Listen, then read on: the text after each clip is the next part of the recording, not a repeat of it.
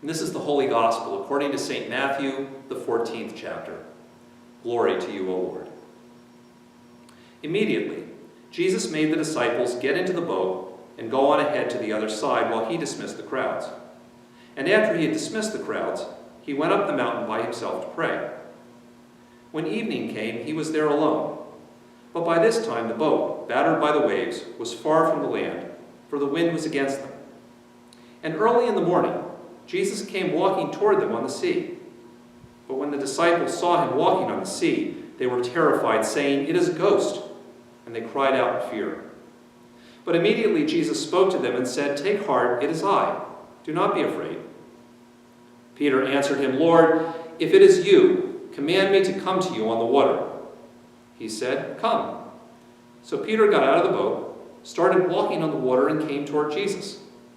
But when he noticed the strong wind, he became frightened, and beginning to sink, he cried out, "Lord, save me." Jesus immediately reached out his hand and caught him, saying, "You have little faith, why did you doubt?" When they got into the boat, the wind ceased, and those in the boat worshipped him, saying, "Truly, you are the Son of God." The Gospel of the Lord. This past week, a tropical storm blew through the Washington area. Of course, even here, far from the coast, tropical storms can be serious and life-threatening because of the strong winds and the potential for flash flooding that they bring. And so there were lots of alerts, and the storm made headlines, even in a time of pandemic and lots of national election campaigning going on. It seems that this storm was not too bad for us, although I know it was for others. But what was really different about this storm for me was how normal it felt.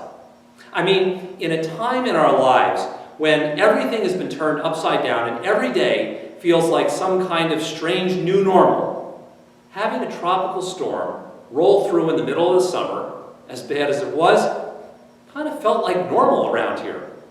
You know, it's Washington in the summer, and strong storms are just a normal, regular occurrence.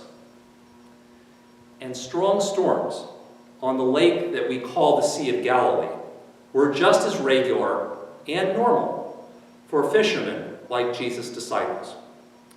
Our gospel story today begins as Jesus dismisses the crowds after feeding 5,000 people with 5 loaves and 2 fish. For reasons that are not stated, Jesus tells his disciples to get into the boat and head to the other side of the lake without him, while Jesus dismisses the crowds. Afterwards, Jesus heads up the mountain to pray by himself, probably for several hours. Meanwhile, the disciples in the boat get caught up in one of the regular, normal windstorms that happen on the Sea of Galilee.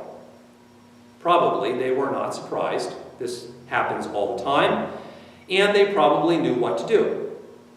Of course, they were still in a little boat, in a storm, in the middle of the night, and it was still dangerous.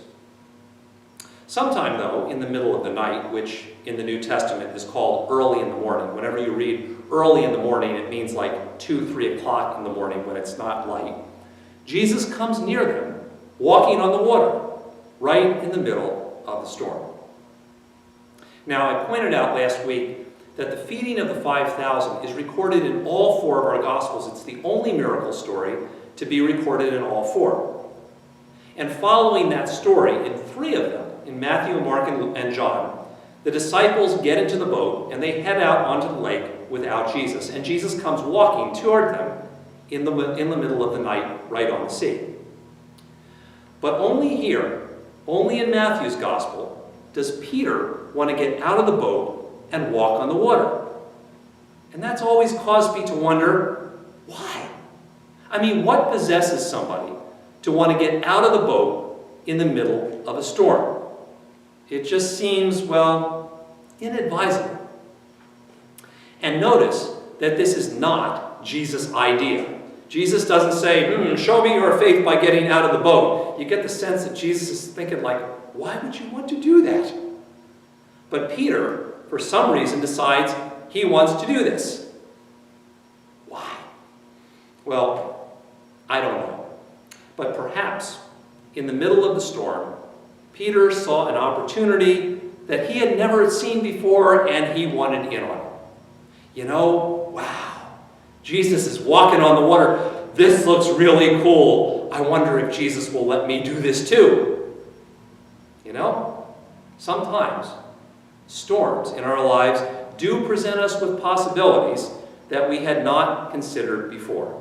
I mean, as we've been living through the storm of this pandemic, we have all had to think about living in ways that we hadn't considered before. And maybe Peter saw this and thought, wow, this is new, this has possibility, and that's why.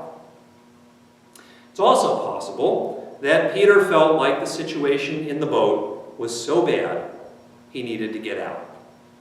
Which is kind of bad because it also means that he was willing to leave his buddies behind. But I do know that sometimes, even in really bad storms, you need to consider abandoning ship.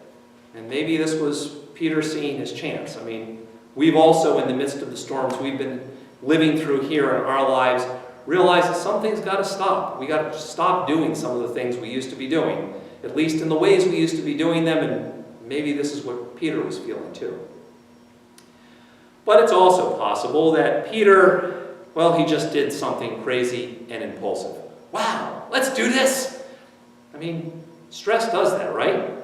People do things, and on reflection, when you ask them, why did you do that? They're like, I don't know. It's just, in the moment, I just lost control and I just did it. And Peter, from the rest of the things we read about him in the Gospel of Matthew, he seems kind of a little crazy and impulsive, and maybe that's the deal. Whatever the reasons, both Peter and the rest of the disciples in the boat survived that storm.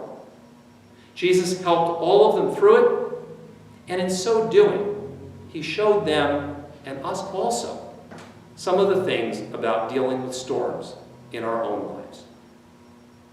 All of the disciples were caught up in the storm. And storms of all kinds were normal in their lives as well as ours. But in the midst of that particular storm, the disciples noticed the presence of Jesus in the midst of the storm. And that's actually the first remarkable part of this story. It's in the middle of the night, it's in the middle of the lake, and they noticed Jesus where they should not have expected him to be.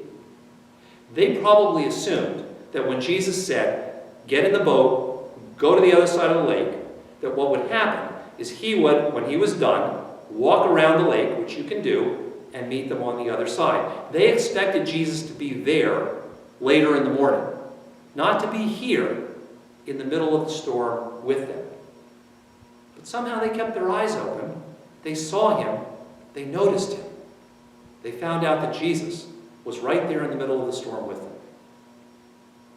In the midst of that particular storm, the disciples listened to Jesus' voice, in spite of the howling wind around them, which, as I was doing with the kids in the kids' sermon, reminds us that, sometimes it's hard to focus when there's howling wind all around, and it cannot have been easy for the disciples to listen to what Jesus had to say to them. But even in the midst of everything going on, they focused.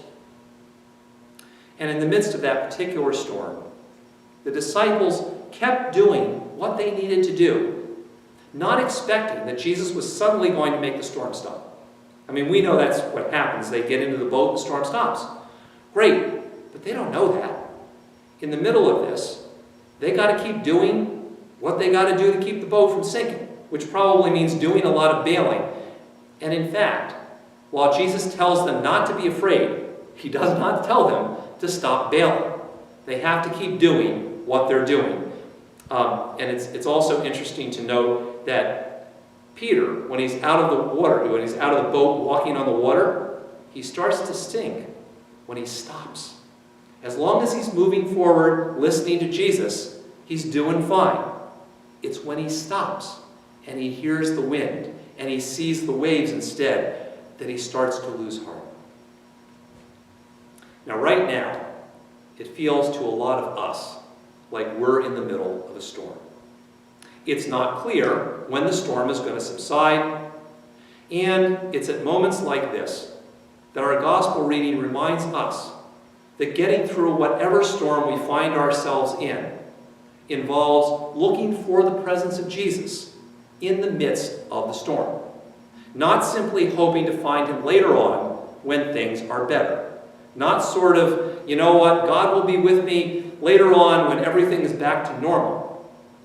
But God will be with me right here and right now.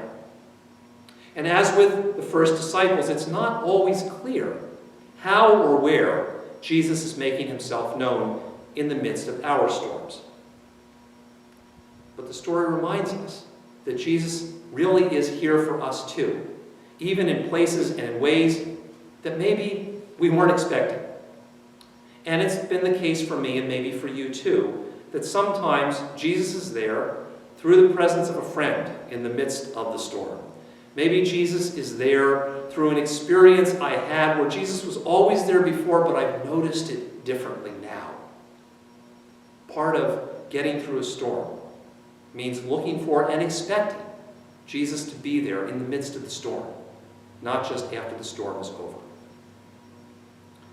For us too, in the midst of the storms we're going through right now, part of surviving the storm means listening for Jesus' voice instead of just the incessant sound of the wind and the waves. You know, and lately, while we need to stay vigilant and informed, too much focus on the chaos can actually be counterproductive. And sometimes the voice of Jesus, in the midst of all the wind and the waves and the chaos and the nonsense, is the voice of hope and possibility that so often gets lost in the midst of the newsfeed. And for us too, in the middle of the storms we're going through right now, part of the challenge and part of the need of getting through the storm is about keeping focused on what needs to be done right now. You know, that can be really hard in the midst of such disorder. But like the disciples, sometimes keeping up the bailing is actually what's most needed. And Jesus never tells them to stop, and sometimes just the routine of what we're doing right now, Jesus isn't telling us to stop doing that. And I confess that I spend time wondering when the storm will end, or where the ship is going to land on the shore when the storm is finally over. I have spent a bunch of time in my life lately planning for what's ahead. Probably you have too, and that's not a bad thing. But sometimes the most important things that I realize I'm doing are just the things that keep up with what needs to be done right here and right now. Sometimes those are the acts of faithfulness that are most important to surviving the storm.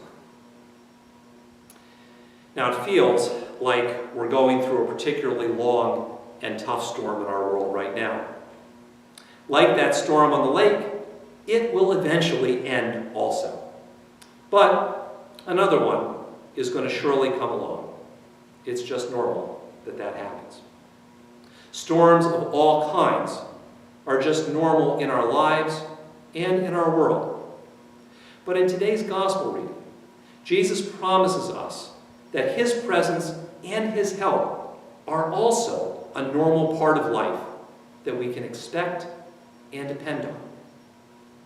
And because we can depend upon the presence and help of Jesus right here and right now, not just when we land in heaven, Jesus calls us to look for signs of his presence all around us, even and especially in the midst of the storm. Jesus calls us to listen for his voice in our lives, instead of just the howling of the loudest voices around us. And Jesus calls us to keep moving forward with the regular work he strengthens us to do, so that we also can keep moving forward, even in the midst of the storm.